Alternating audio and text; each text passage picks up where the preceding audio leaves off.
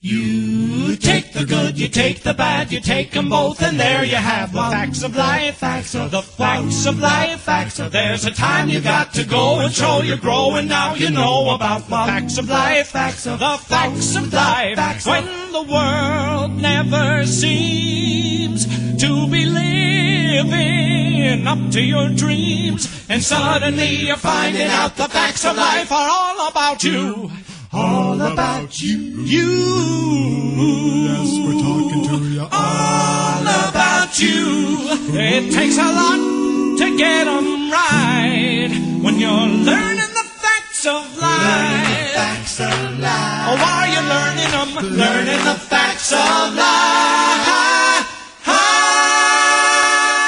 Hey everyone, you're watching The Esperanza 243. I know today is Wednesday, or should I say close to Thursday, but I had to do it. See, today, actually not today, last night, I got 500 views of all my upload videos. Total views! So right now I already checked what my total views are for all my uploaded videos. And it is now 507. Yay! I'm still at 14 subscribers, but I'm working on that. But hey, I'm just excited that I got to 500 view counts for my uploaded videos. So exciting. Oh, and this time I prepared myself. You guys ready to hear a song? Might be a little loud, might be a little soft, but I'm not positive. But you guys gotta hear this.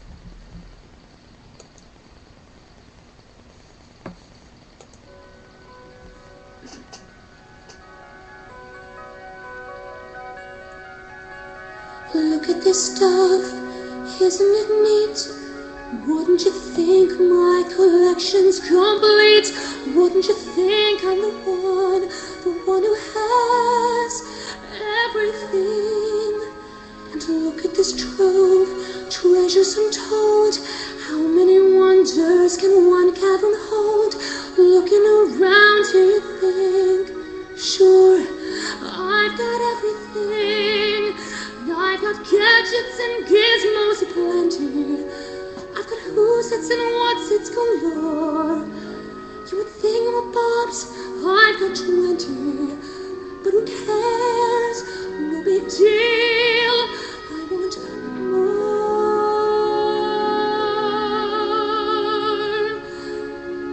I wanna be where the people are, and I wanna see them dancing, walking around on those. What do you call them? Feet, leaping the vines, you don't get too far. Legs are required for jumping, dancing, strolling along down a What's that word again? street. Up where they walk and up where they run, up where they stay all day in the sun. Wandering through, wish I could be part of that world. And what would I give if I could live out of these waters? And what would I pay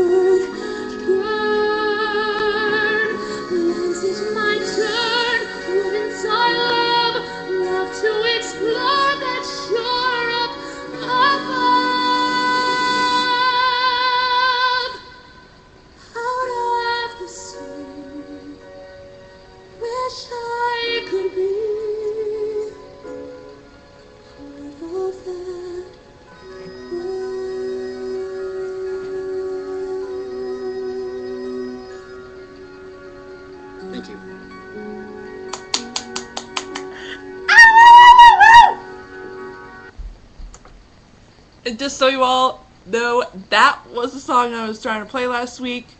It is called Part of Your World. Original voice sung by Jodie Benson, but in this case, Nick Pitera. Yes, as you all know by certain parts of the song, the singer is a guy. Isn't he awesome? Awesome! Damn it, Elizabeth. Oh, holy night. Oh, I bet he could sing. I bet he's really good at that song. I'll watch later.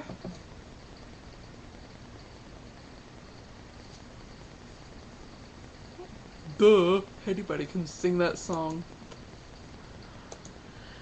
Okay, so I was thinking of having like a little questionnaire or maybe a surprise guest, but seeing as it's Wednesday night and hardly anyone's available, including my roommate, I thought I could do a book reading, because I feel like once a week reading my book, Part of That World, is not enough. So, here we go. Oh, frick. I only got 10 minutes left. No, I got 9 minutes.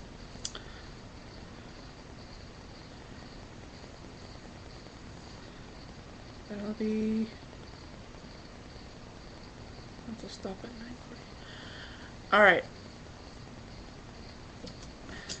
I'll continue on from where I stopped last week.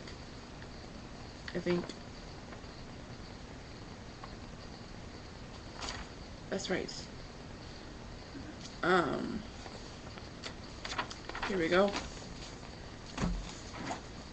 Nettie! Marion cried. You have to stop starving yourself. She looked at her wristwatch. Since Mom and Dad will be home soon, why don't we make dinner and surprise them? She raised a brow with interest. You make the dinner. I'll watch, Garnett said. Besides, I'm only 10. What am I supposed to do? She sipped her salt water.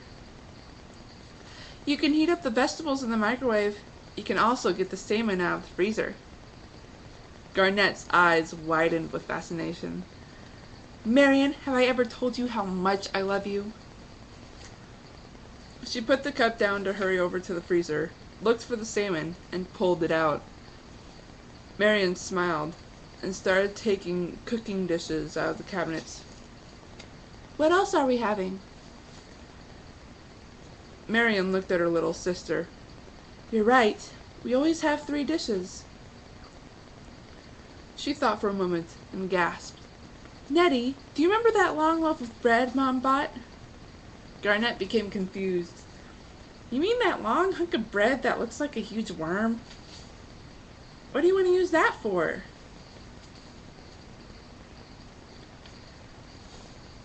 Then she spotted the butter, garlic, and gorgonzola cheese her sister was pulling out. Oh, marvelous idea! I've been craving that garzola bread for days. She voluntarily helped out with anything else while Marion was busy. By the time they were done making dinner, their parents were going through the mail and relaxing in their bedroom. Nettie, why don't you go upstairs and tell Mom and Dad dinner's ready? She asked as she placed a big bowl of warm garzola bread on the table. Don't forget Patrick. 5 minutes later, everyone was at the dining room table. This is wonderful, girls, their mother said, smelling the food and scooping out green beans and carrots. If you continue cooking like this, Marion, we're going to register you for a cooking school. I should be paying for this. That's it.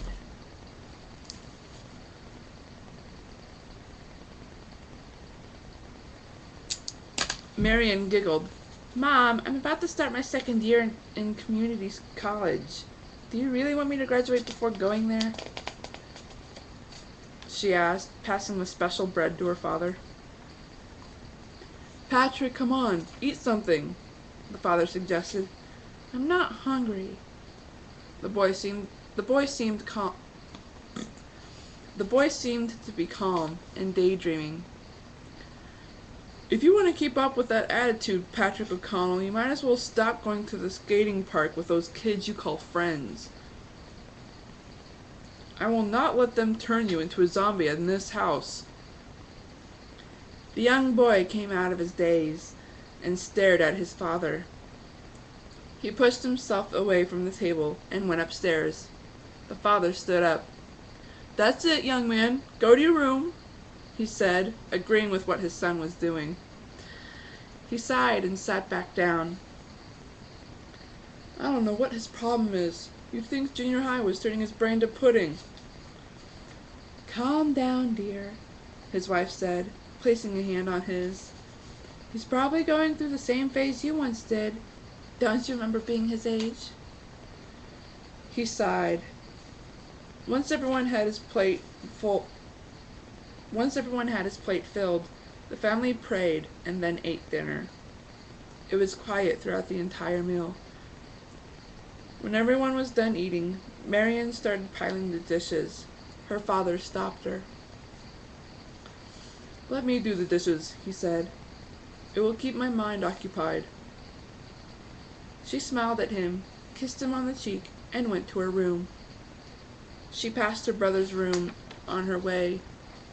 She stopped for a moment and wondered whether to talk to him or not. She looked at his door, looked away, and shook her head. I have a better idea, Marion thought to herself.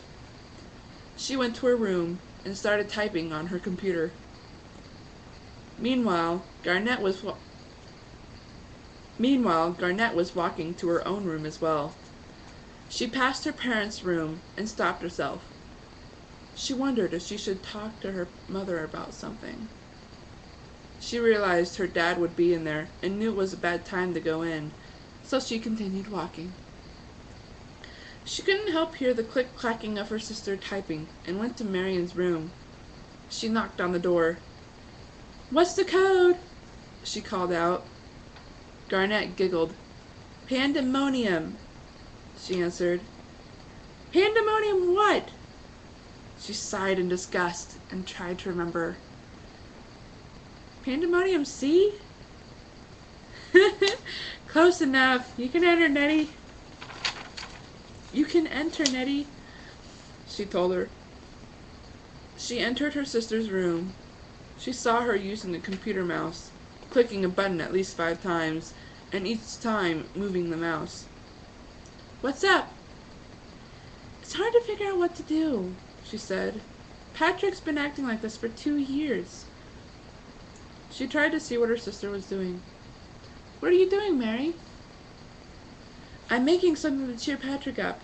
Since he might not be able to go to the 7 Seas with us, maybe we can create a small party of our own. Just us 3. Well, maybe Dad too. It would help them get to know each other. Update on what's going on. That's a great idea, sis. Let me see. She peered over Marion's shoulder. That's good, except change this to red and that to gold, she said, pointing at the screen. Oh, that's brilliant. I was thinking what he would like. Of course it would be something boys like him would like.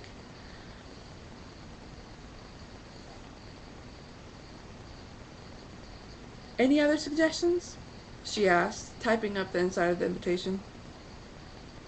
Wait, don't type that.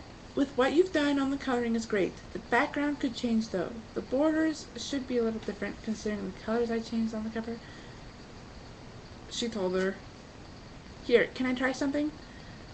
Her sister gave her a look. Oh gosh, Marion, may I try something? She slid her chair to the side as Garnett kneeled down, moving the mouse. She watched what her